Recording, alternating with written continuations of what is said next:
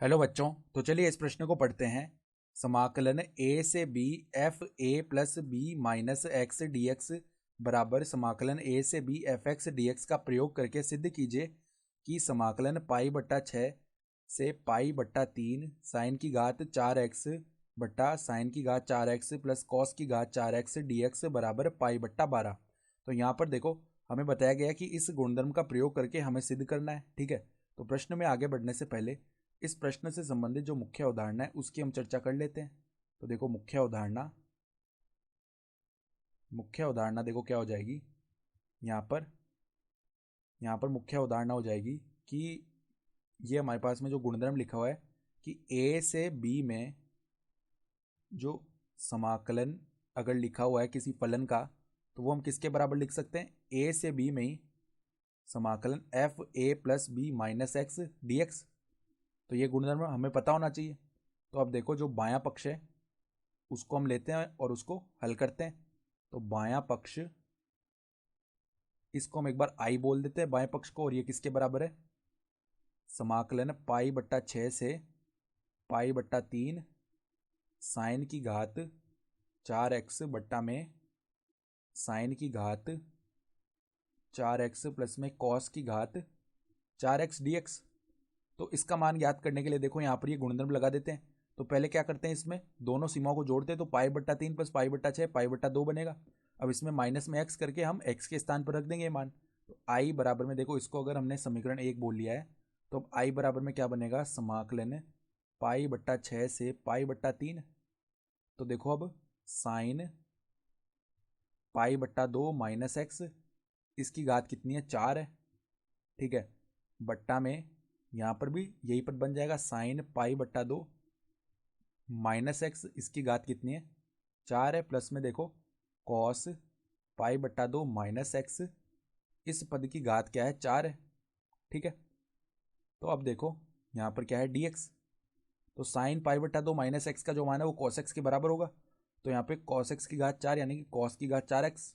तो देखो पाई बट्टा 6 से पाई बट्टा 2, ऊपर क्या बन जाएगा, कॉस की घात 4x बट्टा में यहाँ पर देखो साइन पाई बट्टा 2 माइनस एक्स का मान जो है कॉस एक्स के बराबर आएगा, और कॉस पाई बट्टा 2 माइनस एक्स का जो मान है वो साइन एक्स के बराबर आएगा।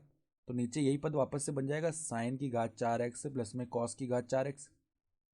ठीक है, इसको हम क्या बोल लेते हैं, यहाँ पर dx भी है तो इसको समीकरण 2 बोल लेते हैं। तो अब समीकरण 1 प्लस में समीकरण 2 कर लेते हैं। समीकरण 1 प्लस में 2 करने पर तो देखो आई प्लस में आई क्या हो जाएगा, 2i, बाएं पक्ष में तो 2 ही आ गया। ठीक है, फिर देखो यहाँ पर सीमा जो है वो क्या है, पाई बट्टा 6 से पाई बट्टा 2। तो पाई बट्टा 6 से पाई बट्टा 2, पहले पद में देखो क्या बन रहा है हमारे पास, ऊपर आ रहा है साइन की घात 4x।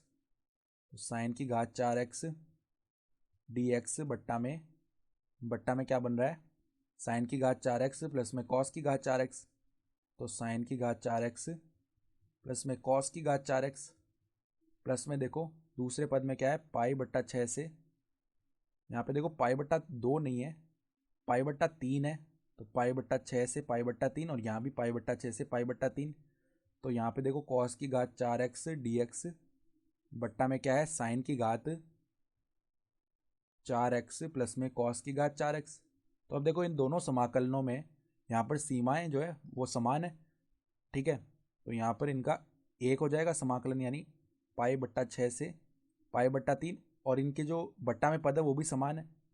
तो ये तो यहाँ पे लसा लेने पर यही आ गया, साइन की घात 4x प्लस में कॉस की घात 4x। ठीक है, और यहाँ पर देखो dx आएगा, यहाँ भी dx आएगा। तो ऊपर क्या बन जाएगा, साइन की घात 4x प्लस में कॉस की घात 4x, यही बन गया, और यहाँ पे dx आ जाएगा। तो ये दोनों पद जो है ये आपस में बराबर है, तो एक बार विभाजित हो जाएंगे, और dx का जो समाकलन है वो x आ जाएगा, यानी 2i का जो मान है वो किसके बराबर आ रहा है, x। और यहाँ पर सीमा है पाई बट्टा 6 से पाई बट्टा 3। तो पहले ऊपरी सीमा लगाएंगे, तो पाई बट्टा 3 माइनस में निचली सीमा यानी पाई बट्टा 6। तो पाई बट्टा 3 माइनस में पाई बट्टा 6 करेंगे तो पाई बट्टा 6 ही आ जाएगा।